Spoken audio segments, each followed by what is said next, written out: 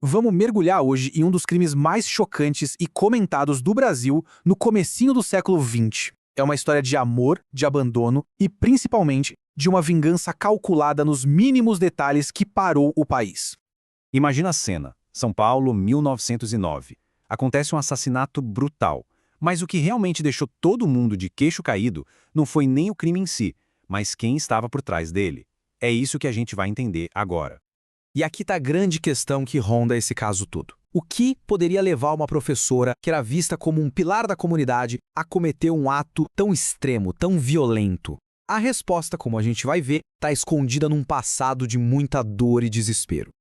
Para a gente ter uma ideia do tamanho do impacto disso, precisamos voltar para aquela época. Um crime, um assassinato, cometido por uma mulher, isso era uma coisa raríssima. Então a notícia correu a cidade como um rastilho de pólvora. Olha só, a sociedade paulistana da época até que estava acostumada com os chamados crimes passionais. Só que geralmente eram os homens que cometiam para lavar a honra, né? Agora, uma mulher, e ainda por cima uma professora, no papel de assassina, isso era algo que quebrava todas as regras. Foi por isso que o caso virou um escândalo gigantesco. Mas afinal, qual foi o motivo? Para entender o que levou a Albertina a esse ponto, a gente precisa voltar um pouco no tempo. A história dela é, na verdade, uma tragédia que foi se desenrolando em segredo, bem longe dos olhos curiosos da sociedade. Essa linha do tempo aqui mostra direitinho a sequência de eventos que culminou na tragédia. Tudo começa lá em 1904. A Albertina se envolve com Arthur Malheiros. Ele abandona a grávida, o que, para uma mulher daquela época, era praticamente uma sentença de ruína social. Ela não vê outra saída a não ser entregar a filha e tentar recomeçar do zero. Anos depois, o noivado com Elisiário Bonilha aparece como uma chance, uma nova esperança de felicidade. Isso aqui ajuda a gente até uma dimensão da pressão que existia. O asilo dos expostos era muitas vezes a única saída para mulheres nessa situação. Deixar um filho lá era uma forma de fugir da vergonha pública, mas claro, carregando um peso emocional gigantesco para o resto da vida.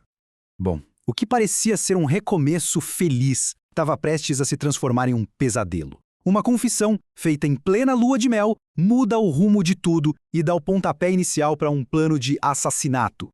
Tenta imaginar essa cena. Lua de mel, um momento que deveria ser de alegria. E a Albertina, talvez buscando um alívio, decide revelar seu segredo mais profundo para o marido. Ela conta tudo. Sobre o Arthur, sobre o abandono, sobre a filha que ela teve que entregar. A reação do Elisiário é, no mínimo, surpreendente. De início, ele pensa em anular o casamento, que era uma reação até esperada para a época, já que a virgindade era algo supervalorizado. Mas aí, alguma coisa muda na cabeça dele. Ele decide que a honra dela, que agora também era a honra dele, precisava ser lavada, e com sangue. A partir desse momento, o casal tem um novo objetivo. Eles viajam para São Paulo com um propósito bem claro e o plano de vingança começa a ser executado de uma forma absolutamente fria e metódica. A execução foi de uma brutalidade impressionante. O Elisiário arma a cilada, atrai o Arthur até o hotel, e lá no quarto, quem estava esperando? A Albertina. Ela não hesita. Atira. Mesmo com ele já caído, pedindo perdão, ela dá um último tiro. E para ter certeza absoluta, ela ainda o esfaqueia. E se você acha que acabou, o mais chocante talvez seja o que eles fazem depois. Da sacada do quarto, o próprio Elisiário chama um policial que passava na rua. Quando o guarda sobe, o casal confessa tudo, com a maior calma do mundo, já enquadrando o que fizeram como um crime de honra. Com uma confissão dessas, parecia um caso encerrado, certo? Completamente errado. A batalha que se seguiu nos tribunais foi tão dramática quanto o próprio crime, cheia de idas e vindas. Essa tabela aqui resume bem a montanha-russa que foi esse processo. No primeiro julgamento, em 1909, ela é absolvida por unanimidade. Parece o fim da história, mas a promotoria recorre. No ano seguinte, a grande virada. Ela é condenada. Só que a defesa não desiste e, em 1911, num último julgamento, ela finalmente consegue a absolvição definitiva. E olha, a condenação dela no segundo julgamento não foi pouca coisa não, hein? Mais de 25 anos de prisão. Isso torna a absolvição final ainda mais impressionante e mostra a força que a opinião pública e a tese da defesa tiveram no desfecho de tudo.